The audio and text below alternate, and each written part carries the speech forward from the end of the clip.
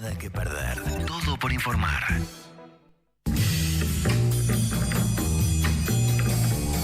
Estamos en septiembre y con ello el mes de la diversidad, donde se realizan distintas actividades como también conservatorios para analizar y reflexionar en los derechos de la comunidad LGBTQI+. ¿Hemos avanzado? ¿Hemos retrocedido? ¿Qué desafíos existen para la comunidad? Bueno, para ahondar en esto recibimos a Nada que Perder al sociólogo Gonzalo Gelpi, que además es magíster en Género, Sociedad y Políticas por la Flaxo. Gonzalo, ¿cómo estás? Muchas gracias por atendernos. Buen día a toda la audiencia, ¿cómo les va? Muchas gracias por la invitación. No, gracias a vos, Gonzalo. Preguntarte, primero que nada, ¿cómo ha evolucionado la lucha por los derechos de la comunidad en Uruguay y en las últimas décadas, fundamentalmente? Quizá poder pensar que desde el retorno a la democracia, paulatinamente y especialmente en el siglo XXI, se ha empezado a institucionalizar en la agenda pública y política las cuestiones vinculadas a la diversidad sexogenérica y en concreto, en la última década y media, un avance normativo muy considerable que nos ha colocado en la vanguardia a nivel regional y a escala global también. Gonzalo, y si pensamos concretamente en estos últimos años, en este periodo de gobierno, se pensaba, ¿no?, durante la campaña anterior que podía haber retrocesos en la agenda de derechos. ¿Qué ha pasado con esto? ¿Cómo lo ves tú? Desde mi posición como académico, pero también a la vez gestionando una política pública en convenio entre Facultad de Psicología y el MIDES, hay varias de las políticas e iniciativas que se han sostenido, hay otras que se han reformulado y hay otras que son aún un pendiente, ¿no? Sobre todo lo que tiene que ver con inclusión laboral para personas trans, tanto el cupo en el mundo de lo público como el sector privado. Quizá justamente el sector privado es quien tenga mayor deuda en la promoción de la inclusión laboral para este conjunto de personas. Lo que tiene que ver con la ausencia de un refugio o una casa LGTB+, que permita que sea un hogar transitorio para muchas personas muy jóvenes que son echadas de sus casas por motivos de orientación sexual, identidad o expresión de género. Eso, Gonzalo, bueno, discúlpame, ahora seguimos con esto que venís diciendo, pero me interesa cuando hablas de personas que han sido expulsadas de sus casas. Tú como psicólogo que trabajás en estos temas, ¿eso lo seguís viendo mucho? Lamentablemente es mucho más frecuente de lo que desearíamos como sociedad, en todos los niveles socioeconómicos, en diferentes zonas geográficas de nuestro país, pero aún hoy los conceptos negativos operan en la vida cotidiana y para muchas familias el hecho de denunciar una orientación o una identidad no normativa implica un desamparo, implica un ejercicio de unas violencias y que incluso a veces la salida voluntaria del hogar en situaciones de mucha precariedad puede ser pensada hasta como una acción subjetivante antes de someterse a malos tratos constantes. Y cuando estamos hablando de esto, estamos haciendo referencia a que hay gente adolescente que queda en una situación de extrema vulneración de sus derechos humanos fundamentales y que a veces incluso llega al punto de autoinstitucionalizarse en hogares del INAU. Claro, hablamos de menores de edad. Exacto, en este caso estoy hablando de menores de edad, generalmente están habitando la adolescencia temprana o media. Gonzalo, vos recién hablabas, sobre la inclusión, por ejemplo, de las personas trans, pero ¿qué otras políticas considerás que han sido buenas, priorizando, la inclusión, la protección de personas de la comunidad? Me quedo pensando en varias acciones que ha hecho el Ministerio de Desarrollo Social, también la Intendencia de Montevideo en este quinquenio, ¿no? Todo lo que fue la movida del Plan ABC, que permitió tener experiencias laborales formales por primera vez a un montón de personas de la comunidad, muchas políticas pensadas desde la promoción de la cultura LGBT, espacios para mostrar formas artísticas específicas, todo lo que tiene que ver como en salud mental con el CRAM y con algún programa de políticas inclusivas de la Intendencia de Montevideo también. Pero queda como un pendiente quizá esto de la descentralización y poder garantizarle a toda la comunidad LGBT+, un acceso de calidad a determinados dispositivos de atención en cualquier punto del país. Aún hay unas brechas importantes entre Montevideo y el interior, y sobre todo el interior profundo. Ujú. Decías que tú trabajás justamente en algunos servicios y que ahí, así como ves que hay cosas que se han mantenido, ves también que hay cosas que han retrocedido, que se han quitado. ¿A qué programas te referís concretamente o a qué políticas? Quizá más que programas, preferiría centrarme como en los efectos post-COVID-19 y cómo hay algunos fenómenos que se han agudizado después de la pandemia, que quizá no han sido atendidos con la fuerza que se debería de haber colocado allí, y cómo eso aumentó algunas situaciones de exclusión, de crisis en salud mental, de desvinculaciones tempranas del sistema educativo formal, que es otro como de los pendientes.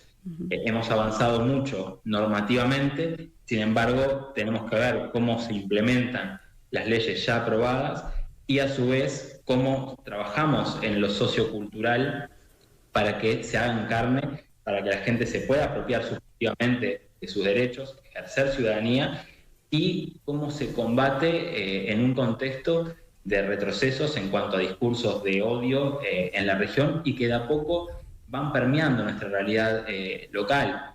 Por suerte, aquí hay una mayor aceptación social de la diversidad sexual y de género. Hablando político partidariamente, hay un consenso en la mayoría de partidos políticos de que es un tema que importa y de que hay unas cuestiones que serían deseables conservar en la agenda y tal, pero también sabemos que estamos muy cerca tanto de Argentina como de Brasil, y hay formas discursivas que van generando mayor adhesión en algunos sectores de la población que podrían leerse como ultraconservadores.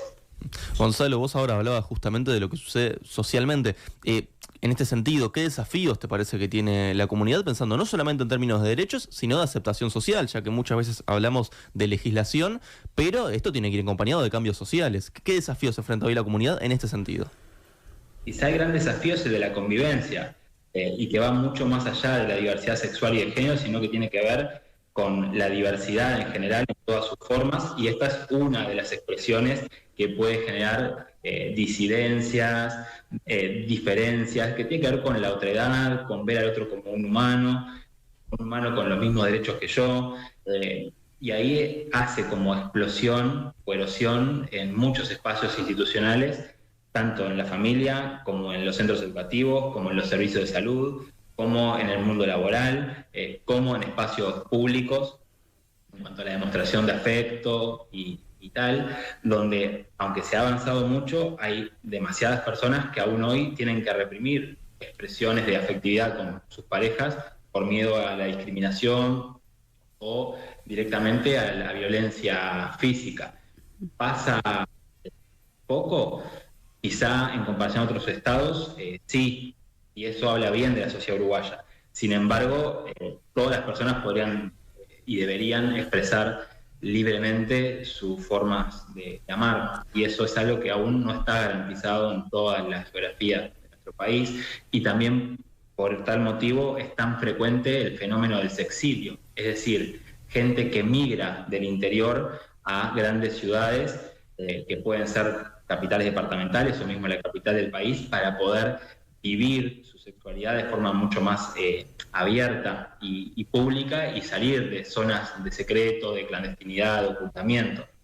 ¿Qué pasa con justamente los centros de salud y pensando también esto que decís del interior, porque hablamos en relación a otros servicios en los últimos días, que de repente en el interior se veía mayor complejidad? En este caso me refiero cuando hablamos a los objetores de conciencia con el tema, por ejemplo, aborto, ¿no? Que hay mucha menor posibilidad de hacerlo en algunos sitios del interior que en Montevideo. En lo que refiere a diversidad, ¿cómo ves esto de los centros de salud? Ahí recordar que ACE es el principal prestador de salud a nivel país, y que su presencia en el interior es mucho más fuerte que la del sector privado, que la del mutualismo, y que hay un esfuerzo interesante por seguir formando equipos y por actualizar a profesionales que desean acercarse a los aportes de los enfoques afirmativos y derechos humanos vinculados a la atención directa de personas LGBT+. Esto por ahora ha quedado en el lugar de lo optativo, electivo, y quizá en algún momento sería deseable poder ir hacia un camino de que todas las personas puedan tener alguna formación, al menos con las nociones básicas, para poder garantizar una calidad de atención y una mirada competente a estos asuntos. Digo esto porque, por ejemplo, el año pasado aplicábamos un instrumento a psicólogos y psicólogas de ACE y casi el 100% habían dicho que en algún momento de su experiencia profesional habían tenido contacto con la comunidad en espacios de consulta dentro de la estructura de ACE. Por lo cual, trabajar con la diversidad sexual y de género es también mucho más frecuente de lo que uno o una podría llegar a creer. Sin embargo, esos mismos profesionales decían, a partir de lo que salía de este instrumento, que no se sentían con la preparación necesaria y que tenían que haber ido a buscar como materiales por fuera, ¿no? Lo que la facultad quizá en algunas cuestiones no dio, sobre todo en generaciones anteriores, porque hoy el plan de estudios contempla estos temas, pero generaciones anteriores lo que no recibieron y tuvieron que ir a buscar por fuera en sus casas, leyendo y tal. Y pensando, Gonzalo, en el rol justamente de las instituciones, ¿cuál tiene que ser el rol de las instituciones educativas, por ejemplo, en la promoción de la educación, de la inclusión, en el combate al bullying? Gracias por la pregunta. Contesto dando como mi opinión y un poco también de las investigaciones que he participado. La pregunta es muy grande para que pueda tener como una respuesta certera. Lejos de eso, pero sí creo que la educación sexual integral tiene un lugar preponderante en poder trabajar estos temas, la inclusión, la convivencia escolar saludable, construir comunidades educativas saludables. En cuanto al bullying, también de un estudio de hace un par de años, se desprendía que tristemente el bullying LGBT-fóbico y el homofóbico en particular seguían siendo expresiones cotidianas que generaban situaciones de exclusión escolar o de exclusión incluyente. Entonces, en ese sentido, hay algunos dispositivos como a revisar, algunas políticas tal vez a imaginar, a empezar a diseñar, para generar soportes y apoyos que permitan no solo el acceso al siguiente nivel educativo, sino la permanencia y garantizar el egreso en un tiempo razonable. Hoy, lo que uno ve en la casuística, que no es pequeña, muestra que sobre todo las personas trans se vinculan en la adolescencia y con viento a favor vuelven a reinsertarse ya en una edad adulta al sistema formal. Pero que esa desvinculación no fue deseada, sino que se vieron en la necesidad de tener que hacerla, incluso como mecanismo de supervivencia para no exponerse a más violencia y cómo eso deteriora la salud integral y la salud mental en particular. Gonzalo, hemos hablado bastante justamente de adolescentes, tanto por la gente que tú decís, bueno, de repente chiquilines que se van de sus casas, ¿no? Que en algunos casos que deciden ellos mismos irse por motus propio porque saben que no tendrán la aceptación de su familia, padres, madres, desde la academia, desde alguien que está en facultad de psicología y demás.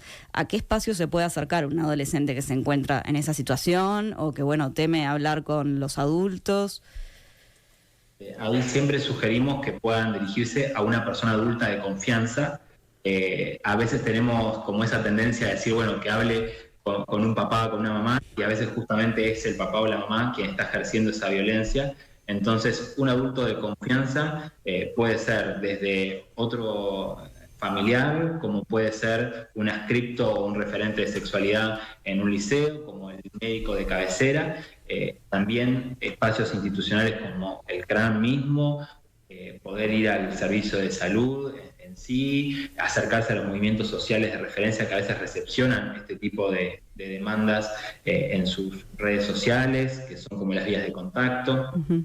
Y después también poder pensar que hay otros temas que afectan a otras poblaciones dentro del propio colectivo, ¿no? Y pienso en este caso en las vejeces, y como hay muchas personas que están cursando la vejez y que se ven expuestas a tener que volver al armario, o que se ven expuestas a tener que renunciar a un ejercicio activo de sexualidad porque están en una casa de salud, en una residencia, y donde eso no es permitido, no es validado, o personas que carecen de redes de cuidado porque fueron socializadas en un tiempo donde esto era entendido exclusivamente como un trastorno, como algo pecaminoso, entonces donde quedaron aisladas de sus estructuras familiares, y si no pudieron hacer otras redes de soporte, básicamente hoy estamos hablando de gente que no tiene con quién compartir la vida, y si está enferma no tiene quien le haga los mandados, quien vaya a buscar unos medicamentos. Entonces, también hay todo un tema ahí con los cuidados que también va más allá de lo LGBT+, y hay un montón de comentarios posibles para hacer sobre el Sistema Nacional de Cuidados, y más en poblaciones vulneradas como esta. Psicólogo Gonzalo Gelpi, muchas gracias por estos minutos a Nada que Perder. Gracias a ustedes. Gracias, Gonzalo. Nada que perder. Todo por informar.